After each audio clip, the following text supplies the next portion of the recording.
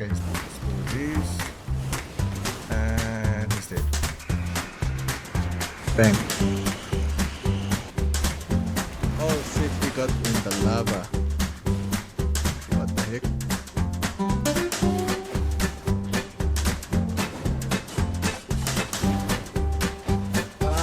Gotcha. Hello everyone and welcome back to Meow Gaming Beginner Guide to Learning PvP for Albion Online. And this time I'm going to teach you how to master the Infernal Staff, which is super cheap but absolutely powerful in the corrupted dungeon.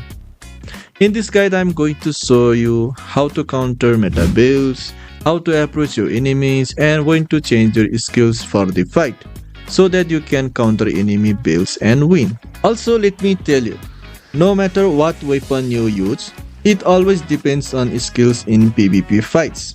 But for Infernal Staff, it is easy to learn. That's why I'm going to teach you how to use the Infernal Staff easily. So let's start with the build for the Infernal Staff. As we are going for a budget king setup, we will use cheaper 4.2 Infernal Staff, or you can enchant by yourself to make it 4.2 from flat Infernal Staff. Cultist Rope for healing whenever there is a gap between you and enemy. Guardian Boots for defense in passive, and Sprint for a little heal. Shoulder Helmet to block heavy burst damage from enemy. Normal Cape because we are going cheap. Armless for cooldown or tier 6 Elise 2 for damage and cooldown. And Gigantify potions for defense. So the whole set will only cost you around 150k to 200k silver, because we are using Cultist Rope. A short trick to make the set even more cheaper is by doing buy order in the market. Now a quick requirement for Infernal Staff, you must have level 85 in the Infernal Staff 3, because we need that Searing Flame Q3 that is mostly used in PvP fights. And since we are a ranged weapon, we can kite with the Q3 spell and punish enemies if they try to chase you, or when you are chasing the enemy. As for clearing the dungeon, use Q2 Burning Field, W1 Flame Blast, and passive 2 or 4 to clear the mob faster. And as soon as you get intruder or enemy, go for PvP skills. The default skill will be Q3, W1, and sprint on your boots. Also, always keep a distance to enemies. Inspect the enemies and then change your skills after using your sprint and W skills together while making a distance, and that's all about how to start a fight. Now let me explain how to fight with long range weapon and melee weapons enemies, starting with the Heavy Crossbow build that is a long range enemy. So in this matchup, the first thing I did was checking the enemy set and skills and then looking for a counter. So from this build I can see that he is a kite player. He has a Hunter Hood for damage reflect, which is defense, Cultist Rope, which is a heal like mine, and Gigapod, which is also a defense.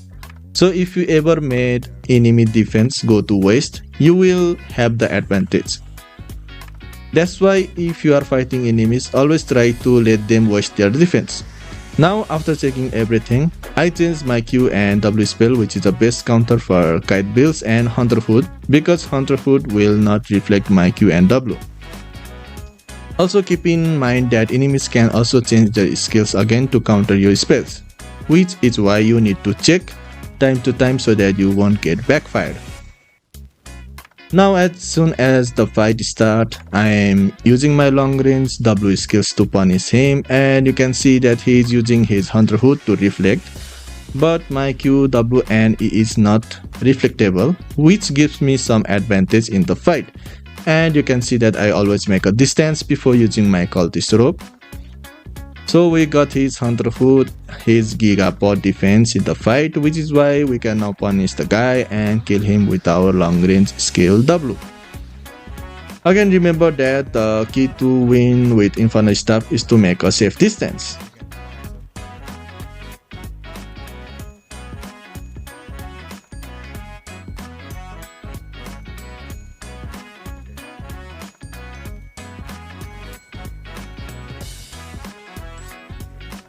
Now in this fight, the enemy is using a burst damage build, which is a Brawler Gloves. Brawler Gloves highly depends on their E damage, which is why we need to use our defense spells to counter their E. Also, you need to always check the boot spells of all burst damage dealers. If it's on a sprint, then you can use a sprint. If they are on a dash like this Brawler Gloves using, you can use your boots on dodge roll to dodge any incoming damage or CC. So here I use the Q1 with passive 3 for faster casting, W2 firewall to not let the enemy come closer while I use my Q spell, boots into dodge roll to dodge his E, and that's all what we need to win the fight. For brawlers, let them use their move first to dodge the damage and use your firewall to make a distance and punish them with your Q spell. Also, you have the Infernal Staff E that can interrupt enemy spells. Just use defense whenever they try to do their combo or use their E and you are good to go here. Now in this fight, the enemy is a melee weapon, which is the Heron Spear, and due to the network issue here, the fight got resetted, and yeah, we can't complain about that. So for a melee fight, you can just use your kite skills to punish and dodge the heavy damage from melee weapon from your shoulder helmet. Here, I use my Q2 and W1 because he got many debuffs from the bats. So the thing to know about Heron Spear is, Heron Spear main combo comes after his E stun, which you need to be careful of. So here I am just using my W and E to punish the guy while slowly giving damage from my Q spell. Always remember that you need to make a gap between yourself and kite enemies, which are melee weapons, and do not overcome it because you only have 2 defense spells on you, Helmet and Gigapot. And when you are using your helmet to block the enemy E, you are left with only Giga Potions if the enemy comes close to you. So if the Heron Spear uses his E, make sure to dodge it or use your helmet to block the E. And you have the boots ready, use your jackets to heal if you are low on health and chase enemy and kite until he dies like here. Another important thing, if he was not in a debuff from bats and tries to fight in close combat, you can reset fight and use the firewall in your W like I used earlier with the gloves.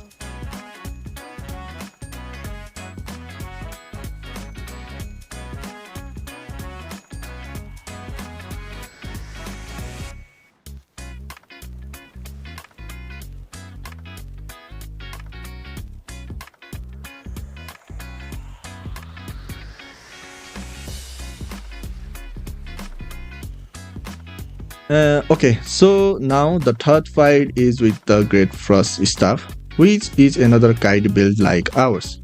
And this weapon heavily depends on their E spell and W spell to make a distance.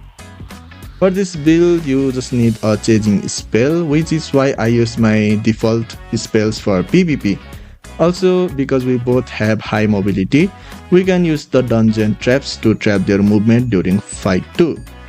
And another thing to notice is the Fire Staff Q3 has more high damage than the Frost Staff, which is why you can trade Q with Frost Staff if needed.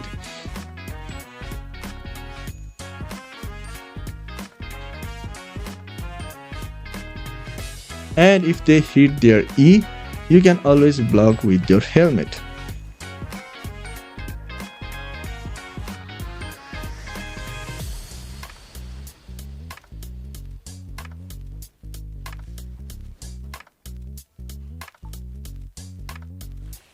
So here the enemy panicked too much and got himself trapped and died.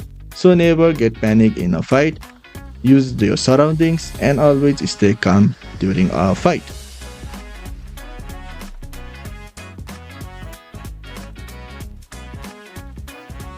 Now here, I'm against the DeathGiver, and DeathGivers have high damage which can counter my builds easily.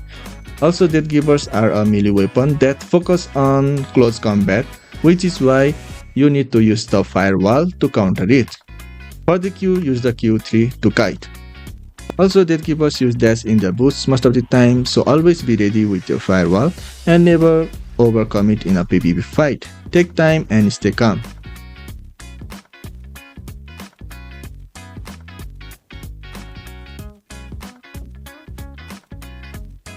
Like I said earlier, DeathGivers have high mobility. Try to make a gap while using defensive spells or taking an advantage of the surroundings.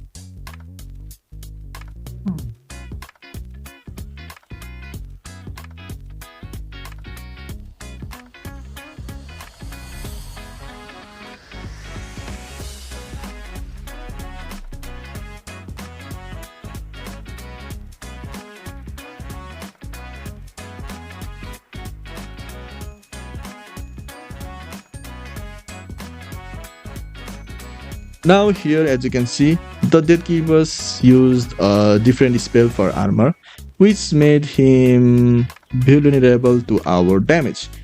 Also, he made some mistake during the fight, like he didn't had his 3 charges for his Q on me. He could have waited for his E again and could have killed me in a burst. So I got my Q3 damage stack up and killed him here.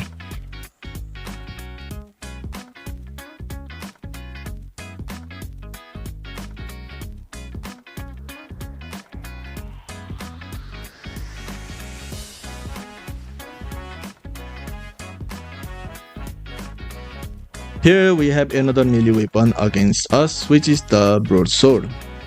And here I didn't change my Q spell because it's an easy fight for Infernal Staff. Unless the enemy with Broadsword get 3 stacks on his weapon, you can always win the fight by kiting. Another thing is he is wearing the shoulder armor, which is not a defense spell, and the only thing we need to be careful is of his Hunter Hood. Also, he don't have any interrupt spell besides his E, which makes us easier to use our E spell as well as our cultist rope. And with our firewall spell, it makes even more easy to make a distance and punish the broadsword guy. Now instead of the shoulder armor, if he had used Armor of Valor, then he would have a chance here.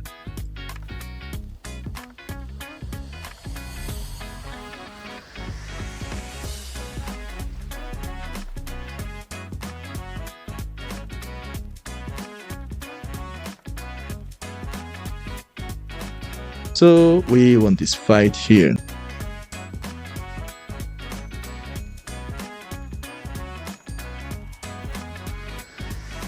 Now here is a fight against ChillHowl, which is another popular build in Stalker Corrupted Dungeon. Like we killed a Great Frosty Staff, we will again use the same spells, which is Q3 and W1 spell here. For the enemy EE spell, we will use our helmet and trade our Q spells. And like I said, Fire Staff Q has more damage than the Frosty Staff. So it's an easy fight with the ChillHowl builds here. And that's how you win a fight with ChillHowl.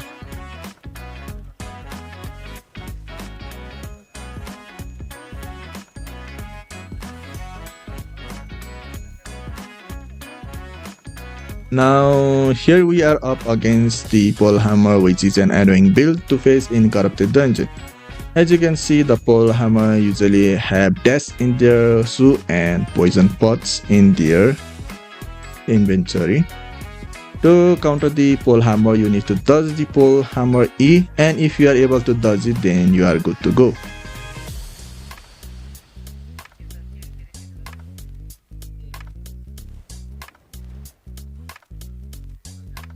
You can then punish the guy with the spells, so always be alert with your E. And yeah, do this in a rotation and you will win the fight with Polehammers. But if in case the enemy land his E on you, you need to make a distance and heal up while kiting. Also, always walk zigzag to make it hard for enemy to land their E on you.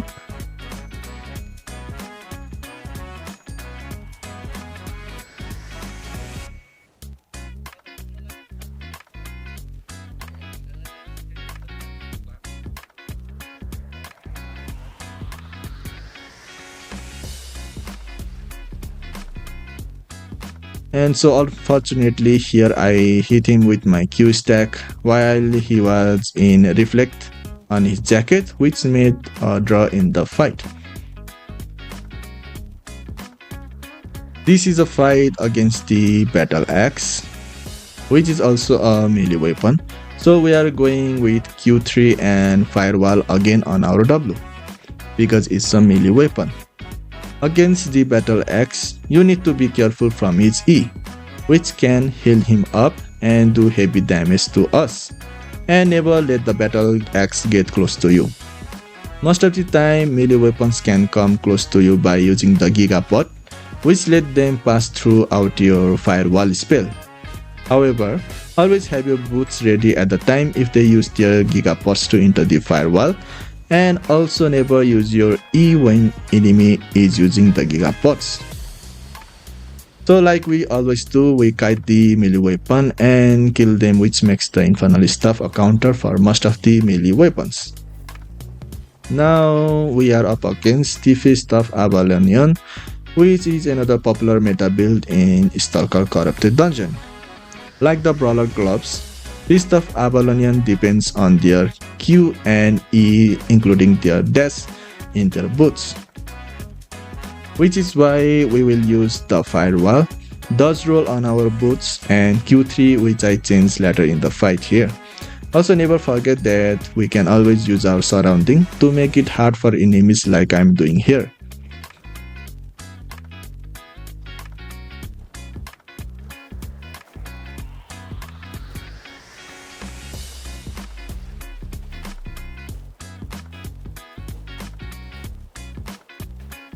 So whenever you are against Fist of Avalonian, try to waste his E on you and check if there is any other interrupt spell or no.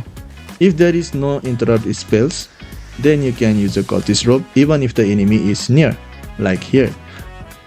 Also our main damage is from Q, which is why we again use our W on our advantage and kill the Fist of Avalonian, like here. Okay, so the last enemy we will face is the one-hand spear, which is another versatile weapon in Corrupted Dungeon and a melee weapon. Most of the spear uses their W in a reflect, which you need to be careful. If they are on a reflect, never use your spells in Q3. Also the fight was very long, to be honest, because the enemy resetted fight for too many times and we were only doing kiting here. So the combo for us to win this game was to kite and use Firewall to block enemy. So we use our E carefully here and make a distance before using our cultist rope, because spear can interrupt our jacket anytime. Another thing is that spear have advantage on basic attack if they are fully stacked, which makes their E unpredictable. So always make a distance and use helmet if you see them in fully stack, because they always try to use their E on fully stack. So that's how we got so many meta kills with our cheap Infernal Staff without any cape. So if you want to learn more builds that can be used in a Corrupted Dungeon, do comment down and subscribe my channel for more videos like this. And if you made it here, then do join my Discord channel for 7-day premium giveaway, which I do weekly. And there will be 2 winners for the 7-day premium giveaway.